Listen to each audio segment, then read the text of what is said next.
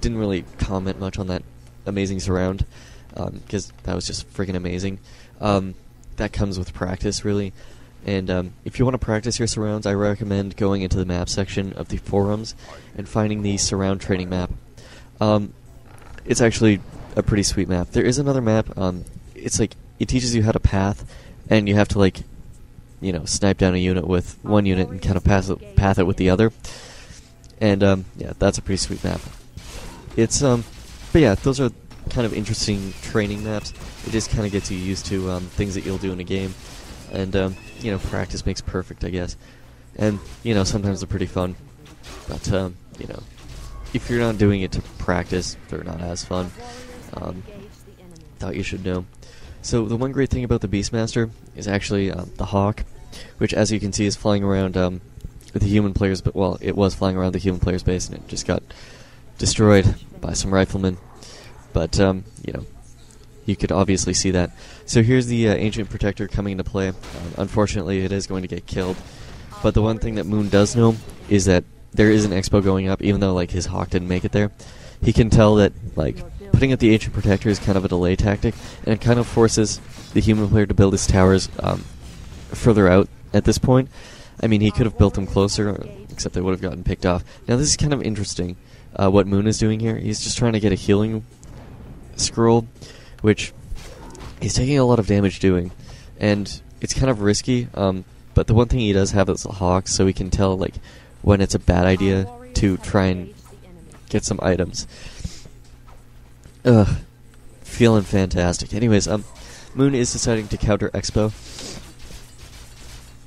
Ugh, excuse me.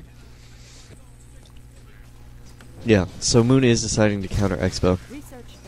I don't know what is wrong with me right now, but at the same time that he's trying to pick up a couple items, I mean, he did have the Hawk there. He almost lost his hero, but the one thing that he does have at the shop is the ability to purchase something like an invulnerability potion to actually get him out of it. So, you know, that's one thing to keep in mind, is that when you kind of bury yourself in a hole at the shop, you can kind of save yourself. But he did decide to creep while he was trying to pick up items. That's always a good thing to do, is actually try and continuously gain experience. Just makes it really hard for the human player to kind of catch up. Now, one thing to realize is that, you know, if their expo isn't finished building, they're not going to be able to TP in. So, you know, if you see that little TP animation type thing go up, they're not trying to town portal in. And it means that you have to be wary of a Staff of Teleportation, which means they can actually get out of surrounds and stuff. Archer goes down to creeps, which is unfortunate. But yeah, that's just one thing to keep in mind. It's fooled me a couple times here and there. Thought you should know. Anyways, geez, I don't know what is wrong with me right now. My throat is kind of like clogging up for some reason. Anyways, Moon's tech is almost like, well, almost halfway, and I found this kind of gave him a huge advantage in this match, just because he actually had kind of a tech advantage, and the fact that he had an expo going up. And the reason that he has this kind of advantage is because when he saw the expo going up, he found a nice way to waste the human player's time. Now, if you did notice, the illusion gets surrounded by the Huntress, which was another amazing surround. I know. The illusion can actually use bash. It really doesn't do anything though. It just kind of animates the stun, which was weird. I never really knew that bash would actually happen with illusions.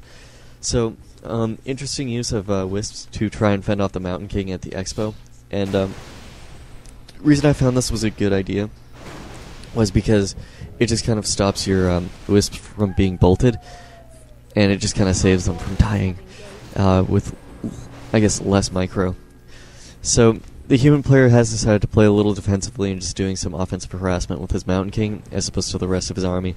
Now, the one thing I love about this replay is it uses so much use of the shop, the Goblin Merchant, and generally the player who kind of has map control can control the Goblin Merchant, and the more map control that you have, it just means you can pick up all the healing scrolls and stuff.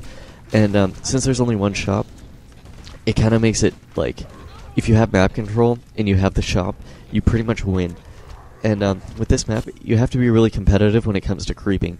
So you will notice that Moon is actually gaining a fair amount of experience by taking out a whole bunch of these peasants, and Quill Beasts don't really give that much experience, so that's one thing to keep in mind. Also, don't lose your hero, so obviously it's going to be smart to TP out here. It's kind of weird that he kind of sent his hero all the way back just to TP out, but, whatever. Anyways, as I was saying, this map is really competitive when it comes to creeps, and the most important creeps are, in fact, the Marketplace and the Goblin Merchant. Those are, the really two creeps that you want to control. And generally on this map, what you do to creep them is you kind of wake up the creeps and have them kind of draw to your side of the map, so that the other player can't really pick off the creeps or pick off any of your units. So it just kind of makes it safe to creep. Moon is making really nice use of the Owl Scout ability, not Owl Scout, Sentry Owl ability, which is so underused. I mean, if you're going Huntress, just get that upgrade. It's like you don't really risk wisps. Wow, that's kind of a tongue twister. Risk wisps from dying by just sending one up there. And the fact that it has a higher sight range, if you have Moon's point of view, you can actually see so much further than you can actually see with the wisp. So, and the great thing about it is that if you set them up in the middle of nowhere, you can't really take them down unless you militia a peasant all the way over there. So Moon is deciding to take out an Expo, and he's really efficient at this. I mean, first thing he takes out obviously is the towers, but with the Huntress, there is no way to heal the tree. And if you notice at Moon's Expo, he has put up an Ancient of War. And the reason that this is actually important and plays a role is because it kind of defends the Tree of Life, especially because if you're gonna, attack move the tree, it just kind of makes it difficult for them to pick off anything but the Ancient of War. And if you just kind of attack move and don't right-click the Tree of Life, you're not really gonna get anywhere. But the one thing that Moon does have is he does have the Nature's Blessing upgrade, which is a very important upgrade. And once again, Moon is making important use of the shop because he does kind of have map control. So basically, whenever you can, just use the shop. But he's just making so much use of his Huntress and the fact that they can take out an Expo so much easier than Riflemen can. And it just kind of plays an important role in this game that he went Huntress instead of Archers. So even though he is kind of losing this battle to Militia, and he did kill an awful lot of peasants without losing that many Huntress, his Expo is going to go down just because of the right-clicking of the Wisps, and they just kind of go down to one volley of Rifleman fire. So that's one thing to be careful of. He did decide to head back to his main base and use up some Moonwells, which is important, as opposed to going straight to his Expo and trying to save it. I mean, obviously it's going to die, but, it's just one thing to point out is that he did decide to go back and heal up before he came back, instead of risking a hero kill. Especially because you lose your invisibility once you TP. I thought you should know. But the one thing that he does do is take out several Riflemen with his Huntress while this is going on. And the reason that this is important is because actually if you have an even amount of Riflemen compared to an even amount of Huntress, Riflemen are going to win just because of their massive amount of focus fire damage. So Beastmaster does go down, which is unfortunate for Moon. And at this point you lose control of the shop. When you don't have a hero, obviously you can't control the shop unless you have backpack and you kind of decide to run in and pick stuff off that way.